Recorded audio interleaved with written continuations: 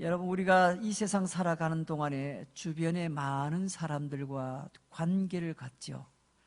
때로는 그 가운데 전혀 잘 모르는 관계가 있을 수가 있고, 또 알기는 알지만 대화가 없는 관계, 함께 살면서 사랑을 나누는 가족 같은 그런 사람과의 관계, 이런 어쨌든 다양한 관계를 갖게 되어 있습니다.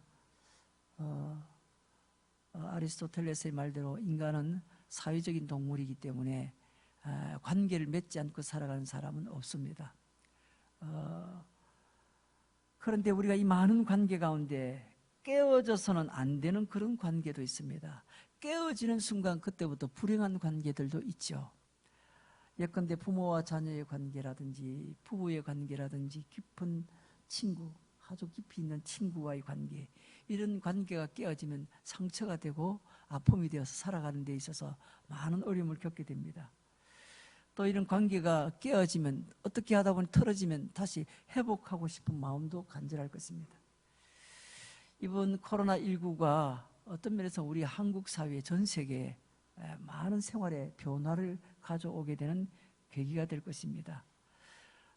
이런 코로나로 인해 가지고 사람들이 가정에서 이렇게 지내는 시간이 많아졌다고 합니다. 첫 한 달은 사람들이 좋아했습니다.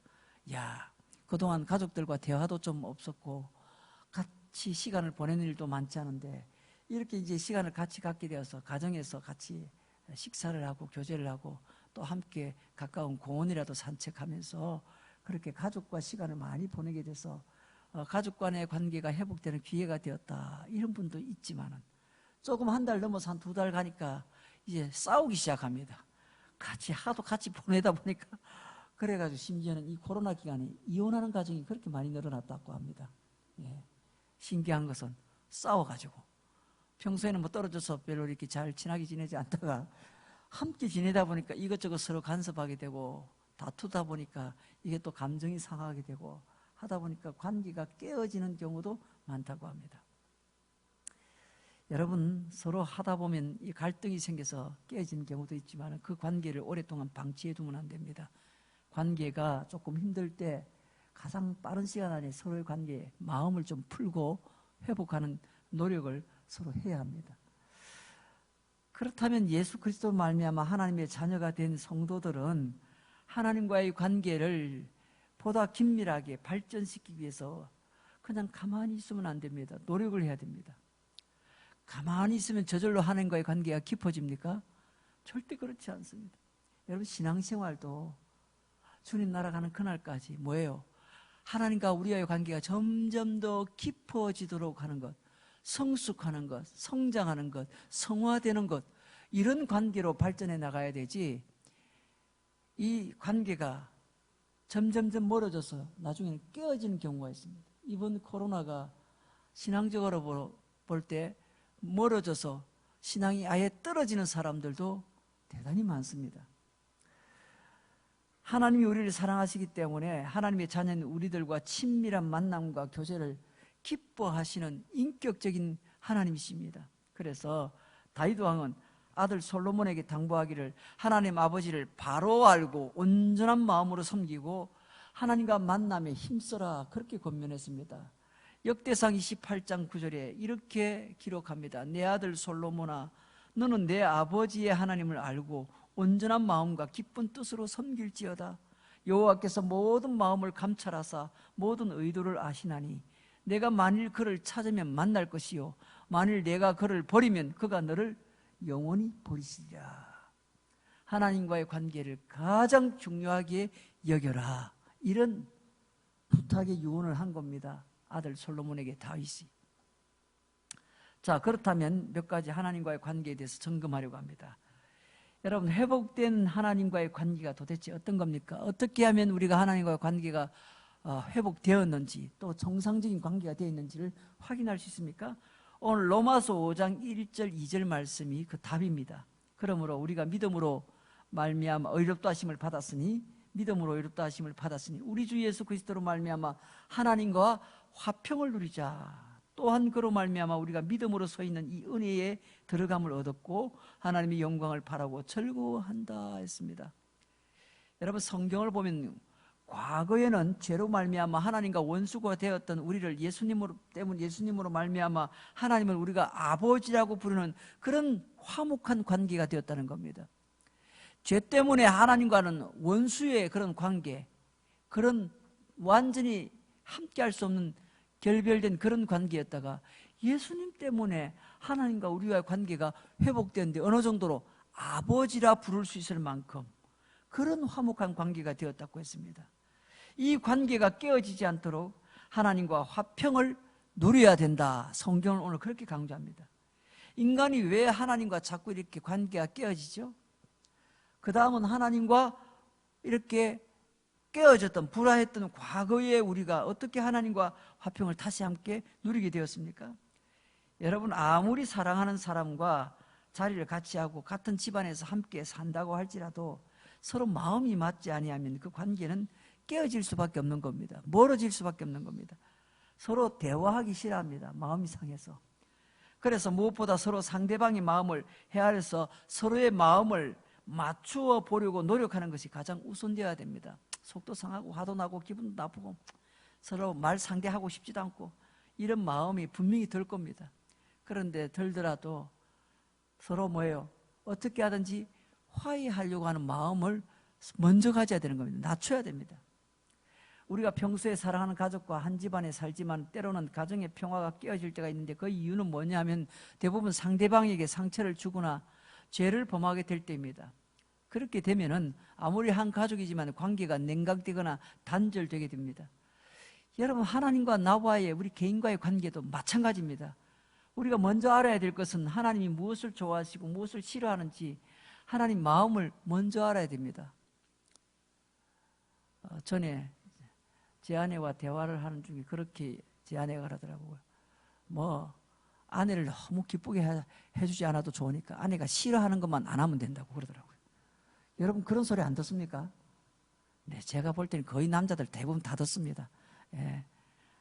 아내가 싫어하는 거 안 하면 최고입니다. 그렇죠? 하나님이 싫어하시는 것 안 하면 그 사람 신앙시킬 수 있습니다. 간단합니다. 아주 간단하죠. 하나님과 나와의 관계가 자꾸 멀어지고 깨어지는 이유는 하나님이 싫어하시는 거 안 해야 되는데 하기 때문에 문제가 되는 겁니다. 여러분, 우리 하나님은 사랑이시고 능력이 많으신 분이고 영원하신 분입니다. 그러나 무엇보다 가장 우선적으로 꼽아야 할 것은 하나님은 만물과 구별된 거룩한 분이라는 겁니다. 뿐만 아니라 하나님 당신 혼자서만 거룩하기를 고집하지 않으시고 하나님께서 우리에게 말씀하셨죠. 하나님께 속한 나라와 그 백성들도 하나님처럼 거룩하기를 원하신다 했습니다. 레위기서 11장 44절에 나는 너희 여호와 너희의 하나님이라 내가 거룩하니 너희도 몸을 구별하여 거룩하게 하고 땅에 기는 길 짐승으로 말미암아 스스로 더럽히지 말라 했습니다. 구약에서 이스라엘 백성들뿐만 아니라 신약에서 우리에게 동일하게 거룩하라 명령했습니다. 그럼에도 불구하고 이스라엘 백성들이 하나님이 거룩하라는 이 명령을 무시하였기 때문에 하나님의 택하심을 받은 이스라엘 백성들임에도 불구하고 때때로 하나님께 징계를 받고 멸망을 당하기도 한 겁니다. 여러분, 그렇다면 하나님의 백성이 거룩해야 되는 것이 이스라엘 백성들에게만 해당되는 겁니까? 아닙니다. 신약 성경에 하나님을 아버지라고 부르는 우리에게 똑같이 명령하는데 베드로전서 1장 16절에 보니 기록되었을 때 내가 거룩하니 너희도 거룩할지어다 말씀하셨어요.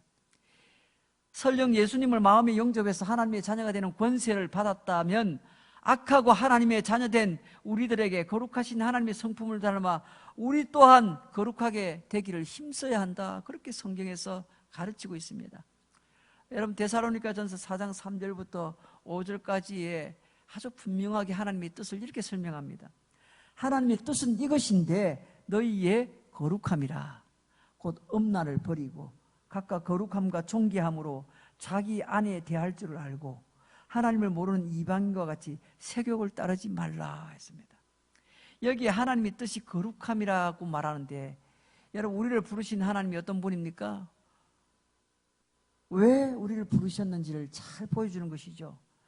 하나님의 뜻은 하나님의 자녀가 거룩하게 되는 것입니다. 하나님께서 우리를 신자로 부르신 이유는 하나님을 알지 못하는 사람과 구별된 삶을 살게 하기 위해서 그렇습니다.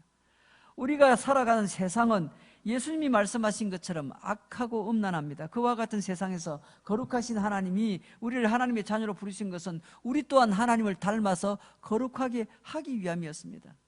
데살로니가 4장 7절에 보면 하나님이 우리를 부르심은 부정하게 하심이 아니요 거룩하게 하심이라. 우리를 부르신 이유는 우리를 더럽게 하기 위함이 아니라 뭐예요? 깨끗하게 거룩하게 하기 위해서 우리를 부르셨다고 했습니다. 그래야만 믿음으로 의롭다함을 받은 하나님의 자녀다운 모습이 된다는 겁니다. 다시 한번 5장 1절 말씀을 한번 새롭게 한번 묵상해 보세요. 그러므로 우리가 믿음으로 의롭다 하심을 받았으니 우리 주 예수 그리스도로 말미암아 하나님과 화평을 누리자 했습니다. 하나님과 나와의 관계가 화목해야 됩니다. 그러려면 우리가 거룩해야 됩니다. 거룩하려고 노력해야 됩니다. 두 번째입니다. 하나님과의 관계가 더 깊어지는 방법입니다. 우리는 교회에서 예배를 드리는 것보다 훨씬 더 많은 시간을 가정과 직장에서 보내고 있습니다. 그러므로 마치 다리와 다리 사이를 이어주는 상판처럼 주일과 주일이 단절되지 않도록 이어주는 영적인 상판이 필요합니다. 지난 주일부터 이번 주일까지 지냈던 그 주중에 한 주간, 그 한 주간이 비어지게 되면 안 된다는 겁니다. 연결되어지는 상판이 되어야 된다는 겁니다. 그러므로 주일에 교회 나와서 예배를 드리는 것 외에 엿새 동안 세상을 살아갈 때 우리가 힘써야 될 게 무엇인가라는 겁니다. 아주 단순한 거 다 알고 있는 얘기를 오늘 몇 가지 드립니다. 첫째로는 한 주간 동안에 하나님과의 그 끊어지지 않으려면 반드시 성경 말씀을 가까이 해야 합니다. 주일마다 가고 또 성경은 옛날에 다 읽었는데 우리 코로나 기간 동안에 우리 교회 청년부에서 보니까 성경 읽기, 성경 쓰기 운동을 하더라고요. 성경 쓰기 그런 행사를 하더라고요. 집에서 있으면 뭐하냐고 성경 좀 써자는 거죠. 그래서 어떤 청년들 보니까 성경 쓴 걸 막 올린 걸 내가 봤는데 여러분 이 한 주간 동안이 그냥 가서 하나님 잊고 사는 기간이 되면 절대 안 된다는 겁니다. 그래서 하나님의 말씀을 가까이 하는 한 주간의 삶이 얼마나 소중한지 모릅니다. 우리가 잘 아는 대로 하나님의 말씀은 흔히 말하는 대로 하나님 계시라고 하지 않습니까? 로마서 1장 19절에 보면 이는 그 하나님을 알만한 것이 그들 속에 보임이라 했습니다. 하나님께서 이를 그들에게 보이셨다 했습니다. 하나님은 하나님 자신을 우리에게 알려주시는데 크게 두 가지가 있습니다. 그렇죠? 잘 아는 대로 이 자연 만물 일반 계시라고 합니다. 자연 계시, 일반 계시. 그러나 성경을 우리에게 주시면서 우리에게 특별 계시로 주지 않았습니까? 성경에는 하나님이 어떤 분이고 하나님이 어떤 일을 하셨고 하나님이 우리에게 뭘 명령하시는가 다 나와 있습니다. 성경을 읽지 않고는 그 사람이 하나님이 누구이신지를 깊이 알 수 있는 방법이 없습니다. 성경을 가까이 하지 않고는 하나님이 나를 위해서 어떤 일을 구체적으로 하고 계시는지를 모릅니다. 성경을 읽지 않고는 하나님이 우리 자신에게 무엇을 지금 분부하고 명령하시는지를 모릅니다. 그래서 성경을 가까이 하면 무궁무진한 하나님의 음성을 들을 수가 있습니다. 자, 성경이 무엇인지에 대해서 구체적으로 조금 더 정리해 보려고 합니다. 사람들이 성경을 그렇게 가볍게 여기는 경우가 있는데 절대 이 성경은 가볍게 여길 책이 아닙니다. 성경 66권은 창세기에서 요한계시록까지 1600년에 걸쳐서 기록된 책입니다. 그냥 한 해에 한꺼번에 66권의 책이 다 기록된 게 아닙니다. 무려 1600년이라는 기간 동안에 흘러오면서 쌓여서 세워져서 우리에게 지금 주어진 게 66권의 성경으로 온 겁니다. 성경이 기록된 시간이 무려 1600년이 걸렸다는 겁니다. 세상에 어떤 책이 이렇게 오랜 시간 동안에 저술해서 기록된 책이 있겠습니까? 예? 그런가 하면 이 책을 완성하는 데 40명의 저자들을 동원시켰습니다. 이 저자들은 목동도 있고 농부도 있고 어부도 있고 종교인도 있고 정치가도 있고 다양한 사람들로 구성되어 있습니다. 성경에 기록된 언어는 세 가지 언어입니다. 히브리어, 아람어, 헬라어로 기록되어 있습니다. 이런 사실을 종합해보면요, 이 저자들의 활동 영역이 지리적으로, 시대적으로, 신분적으로 매우 다양하다는 걸 알 수 있습니다. 그럼에도 불구하고 어떻게 시대적, 지리적 간격을 극복하고 이 신구약 성경이 모두가 다 일관성 있게 예수 그리스도라는 한 가지 주제로 완벽하게 완성이 될 수 있었을까요? 그것이 가능한 이유는 성경을 기록한 사람은 여러 사람이지만 성경을 기록하게 하신 분은 한 분밖에 없기 때문에, 성령 한 분밖에 없기 때문에 이게 예수 그리스도라는 이 주제가 뚜렷하게 그렇게 하나로 집약이 된 겁니다. 성령의 감동으로 기록했기 때문에 가능했다는 겁니다. 하나님의 특별 계신 성경은 소설이나 드라마처럼 사람이 임의로 기록한 것이 아니라 성령이 선지자나 사도와 같은 특정인의 생각과 마음을 감동시켜서 하나님의 계시로 기록하게 한 책입니다. 디모데후서 3장 16절 잘 알죠? 모든 성경은 하나님의 감동으로 된 것이라 했습니다. 물론 사람이 성경을 기록했을지라도 그 자신의 뜻이나 생각이 아니라 성령을 통하여 계시하여 주신 하나님의 뜻을 그대로 받아 기록한 겁니다. 베드로후서 1장 21절에서 이렇게 분명히 말합니다. 예언은 언제든지 사람의 뜻으로 낸 것이 아니라 오직 성령의 감동하심을 받은 사람들이 하나님께 받아서 말한 것이라, 하나님께 받아서 기록한 것이라, 이런 내용이 곧 성경이라는 겁니다. 자, 성경을 가까이 하는 사람에게는 어떤 유익이 있는가? 디모데후서 3장 16절에 보니 모든 성경은 하나님의 감동으로 기록된 것으로 교훈과 책망과 바르게 함과 의로 교육하기에 유익하다 했습니다. 성경이 마치 아버지가 자녀에게 하듯이 하나님 아버지께서 백성된 우리를 올바르게 가르치고 잘못을 책망하고 거릇된 것을 바로잡아주고 모르는 것은 알게 하려고 기록하게 하신 하나님의 말씀으로 우리에게 대단히 유익한 겁니다. 성경은 사람의 말이나 가르침이 아니라 천지와 만물을 지으시고 우리를 사랑하실 때 독생자를 주시기까지 사랑하신 그 하나님이 자녀된 우리를 위하여 계시하여 주신 것이 성경 말씀입니다. 그러므로 성경을 정말 귀하게 그렇게 다루어야 됩니다. 사람의 말이 아니라 영원히 살아계신 하나님의 말씀이기 때문에 하나님의 자녀된 성도들이 성경을 읽고 묵상하고 순종할 때 경건한 하나님의 자녀가 되는 것입니다. 디모데후서 3장 17절에 이는 하나님의 사람으로 온전하게 하고 모든 선한 일을 행할 능력을 갖추게 함이라 했습니다. 여러분, 하나님의 말씀을 가까이 하면서 한 말씀을 통하여 그 사람의 인격과 성품과 그 사람의 삶의 가치관과 이런 것들이 다듬어지고 성숙되어지고 성장되어 가면 그 사람은 어떻게 해요? 하나님께서 그 사람에게 놀라운 지혜와 능력을 주십니다. 그런 성숙한 믿음의 사람을 여러분 만나보시면 어떻습니까? 그 사람에게서 참 놀라운 것을 우리가 받게 됩니다. 참 어떻게 저렇게 균형 잡힌 생각을 하고 저렇게 예의가 바르고 교양이 있고 저렇게 성숙할까? 그렇게 사람들이 여기고 오히려 그 사람을 통해서 누구를? 결론적으로는 예수 그리스도를 보게 된다는 겁니다. 왜 오늘날 교회도 이렇게 많고 교회 다니는 사람들도 많은데 왜 세상이 이렇게 바뀌어지지 않을까요? 교회를 다닌다고 해서 모두가 다 그렇게 성숙하고 완성되어 가는 그런 성숙한 사람들이 아니기 때문에 그렇습니다. 교회를 다니고 있지만 여전히 하나님의 말씀을 통하여 훈련을 받기보다는 그저 형식적이고 습관적이고 체면적인 신앙생활을 반복해서 수십 년을 해도 영적으로 전혀 성숙이 안 됩니다. 30년, 40년을 교회를 다녀도 그 사람 자체가 하나님이 주신 이 말씀을 통하여 우리에게 주시는 그런 영적인 능력들, 삶을 통찰할 수 있는 능력들을 그렇게 훈련되지 않습니다. 그렇기 때문에 우리가 하나님의 인격으로 거룩하게 되어지고 성숙하게 되기 위해서는 반드시 말씀을 가까이 해야 된다는 겁니다. 말씀을 가까이 하지 않고는 절대 변화가 오지 않습니다. 습관적인 교회 참석 예배만 목을 메고 그렇게 신앙생활을 유지해 왔다면 아마 이 코로나19를 한 3개월 겪고 나면 다 교회 못 나올 겁니다. 너무너무 힘들어서. 왜 그럴까요? 다 끊어졌거든요. 하나님과의 관계가 다 끊어졌거든요. 그러나 말씀을 가까이 하는 사람은 어떻습니까? 말씀을 통하여 지속적으로 하나님과의 관계가 유지되고 하나님의 음성을 계속 듣습니다. 새벽 기도를 다시 시작을 했는데 전처럼 그렇게 많은 숫자가 나오지는 않습니다. 그러나 제가 지난 한 주간도 새벽 기도하면서 느낀 게 있습니다.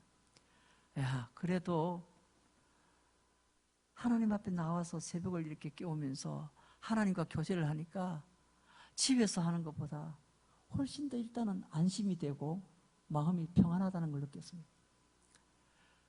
집에서 하면 어떻게 보면 어떻게 해요? 전쟁을 치러야 됩니다. 왜? 환경을 극복하기 위해서 정말 애도 많이 써야 되거든요. 예. 여러분, 우리가 살고 있는 공간이 하나님과의 친밀한 교제가 될 수 있는 공간으로 만들려면은 평소 때 그렇게 해왔어야 됩니다. 근데 전혀 그렇게 하지 않고 집이라는 공간이 단순히 밥 먹고 잠자는 공간, 그저 그냥 가족들 간에 TV 보고 그냥 노는 공간으로만 생각했지, 그 공간을 하나님이 임재하셔서 하나님과 예배하는 시간, 하나님의 말씀을 읽는 시간, 이런 공간으로 훈련되지 않았기 때문에 집에서는 말 그대로 흔히 말하는 대로 공부가 뭡니까? 신앙생활이 안 되는 겁니다. 하나님과의 관계가 안 되는 겁니다. 우리 학생들이 늘 도서실이나 독서실이나 학교 가서는 공부가 잘 되는데, 도서관 가서는 공부가 잘 되는데 집에서는 공부가 안 되는 친구들이 있습니다. 어떤 친구는 카페 가서는 공부를 합니다. 근데 집에만 오면 공부를 안 합니다. 차라리 카페 가서 앉아서 차 마시면서 공부는 돼요. 집에서는 안 되는 이유가 뭐죠? 집에서는 자신이 그 관계가 안 되어 있기 때문에 그렇습니다. 습관적으로. 신앙생활 유지 안 됩니다. 그렇죠? 그래서 참 많은 어려움을 겪을 겁니다. 직장생활이나 자녀 문제나 건강 문제나 여러 가지 질환 문제나 이런 것 때문에 부득이하게 가정에서 혹은 자기가 있는 그 공간에서 그렇게 온라인으로 예배를 드릴 수밖에 없는 그런 상황을 이해하지 못하는 게 아닙니다. 그럴 수밖에 없다는 걸 너무 잘 압니다. 그러나 하나님과의 관계가 멀어지는 것을 더 두려워하셔야 됩니다. 더 두려워하셔야 됩니다. 이제 나중에는 기도도 안 되는 겁니다. 기도하는 습관도 안 돼가지고 쉽지 않습니다. 자, 세 번째로, 그래서 이 성경을 그러면 어떤 마음으로 대해야 되는가? 우리의 육신을 위해서 양식이 필요하듯이 영혼을 위해서 양식이 필요한 것 아닙니까? 그 양식이 하나님의 말씀입니다. 성경을 읽을 때 마치 갓난 아기가 젖을 사모하는 것처럼 하나님의 은혜를 사모하는 마음으로 성경을 읽고 듣고 묵상해야 됩니다. 베드로전서 2장 2절에 갓난 아기들 같이 순전하고 신령한 젖을 사모하라. 이는 그로 말미암아 너희로 구원에 이르도록 자라게 하려 함이라. 구원에 이르도록 자라게 하려. 성경은 예수 믿으면 우리가 구원받는 하나님의 자녀가 된다고 선언함과 동시에 우리를 향하여 또 어떻게 말합니까? 너희가 하나님의 말씀으로 더불어 함께 구원을 이루라고 했습니다. 너희가 그 구원이 이르도록 자라라고 했습니다. 무슨 얘기입니까? 여러분, 구원은요 완성된 게 아닙니다. 우리가 적어도 하나님의 자녀가 되는 최소한의 조건은 완성됐죠. 누굽니까? 예수님 때문에. 예수님 십자가에서 우리의 구원의 문제를 해결해 주시지 않았습니까?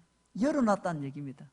그러나 그 다음부터 하나님의 자녀로서 관계를 유지해야 됩니다. 그 관계를 유지 못하면 어떻게 해요? 떨어져 나가야 되는 겁니다. 아무리 내 자식이지만은 이 자식이 나와의 관계가 멀어져서 지가 떨어져 나가서 뭐예요? 부모하고 상관없이 아예 그렇게 떨어져 나가면 말 그대로 뭐예요? 살았는지 죽었는지도 몰라요. 그러면 내 호적에서 떼나가는 겁니다. 예. 그렇지 않습니까?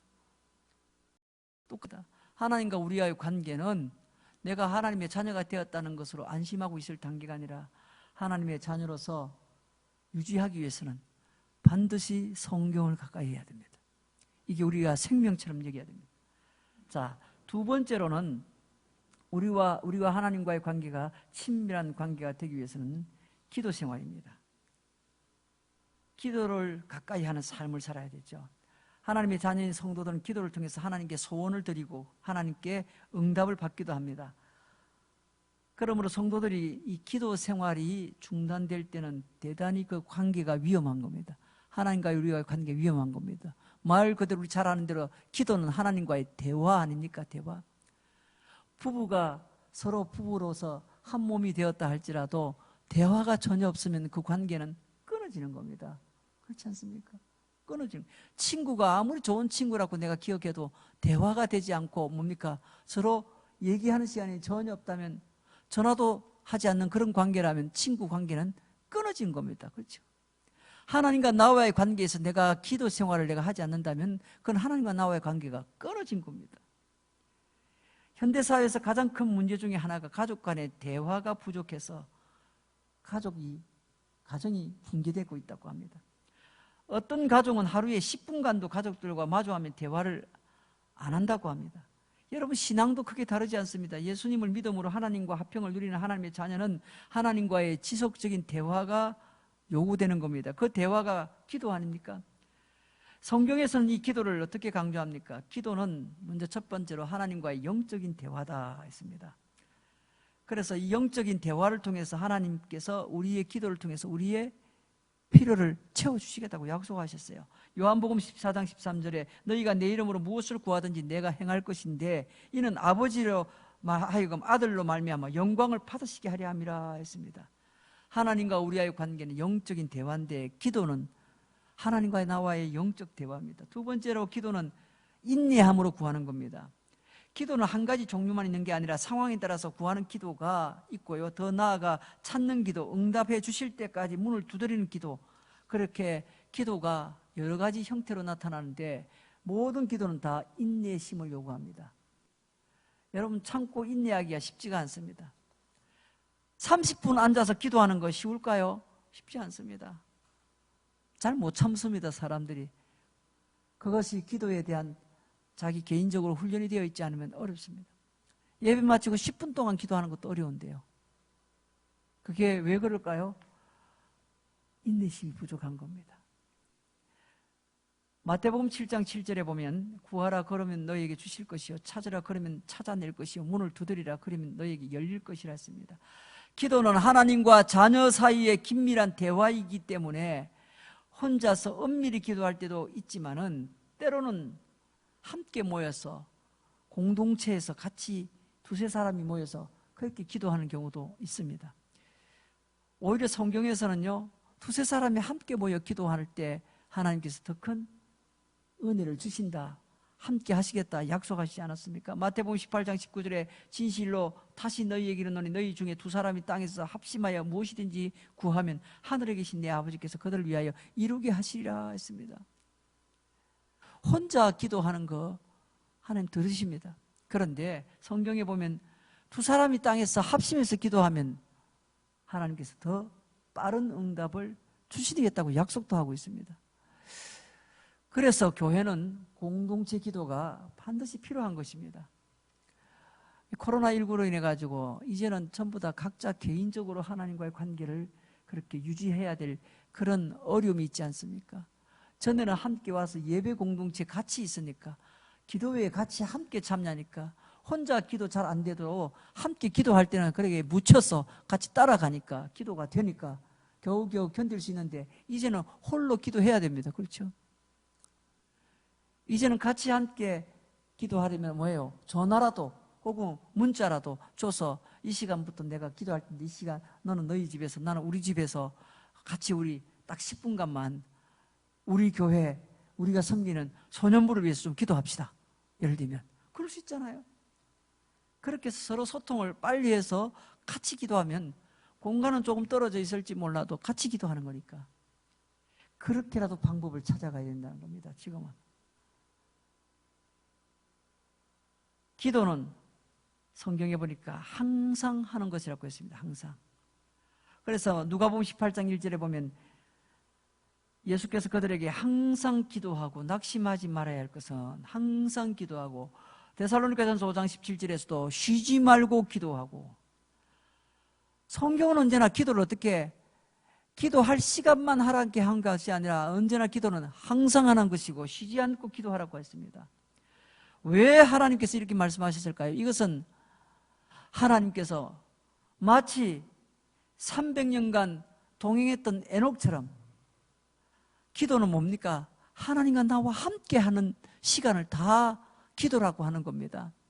반드시 뭐 어떤 특정한 시간만 정해놓고 한 30분 하나님과 기도하고 그 외의 시간은 하나님하고 상관없이 내 마음대로 사는 시간이라 그렇게 하는 거예요. 나 혼자의 시간이라 그렇게 여기는 것이 아니라 모든 시간이 다 나와 하나님과의 동행이요, 하나님과 함께하는 시간, 그 자체가 기도가 되는 겁니다. 그래서 항상 하나님과의 교제가 이루어지고 있으면 그 자체가 기도가 현재 진행되고 있는 겁니다. 마지막으로 성령 안에서 기도하는 것이 중요합니다. 예수를 믿은 지 얼마 오래되지 않았거나 오래되었다 할지라도 믿음이 약한 사람은 항상 쉬지 않고 기도하는 것, 늘 하나님을 의식하면서 하나님과 동행하는 삶을 산다는 게 쉬운 일이 아닙니다. 그럼에도 불구하고 하나님께서 불가능한 것을 억지로 강요하고자 이런 말씀을 주신 게 아닙니다. 하나님 우리의 연약함을 잘 알고 계시고 우리 혼자의 힘으로 안 된다는 걸 알고 계시는 하나님, 그래서 우리에게 기도의 영이신 성령을 우리에게 보내어 주셨습니다. 보혜사 성령님 우리에게 도와오셔서 우리의 연약함을 친히 알고 도우신다 했습니다. 로마서 8장 26절에 이와 같이 성령도 우리의 연약함을 도우시나니 우리가 마땅히 기도할 바를 알지 못하지만 오직 성령이 말할 수 없는 탄식으로 우리를 위하여 친히 간구하신다. 성령 안에서 기도하는 것이 중요합니다. 내 힘이 아니라 성령이 도우시면은 기도하게 되는 겁니다. 옛날에는 우리가 기도원에 자주 가지 않았습니까?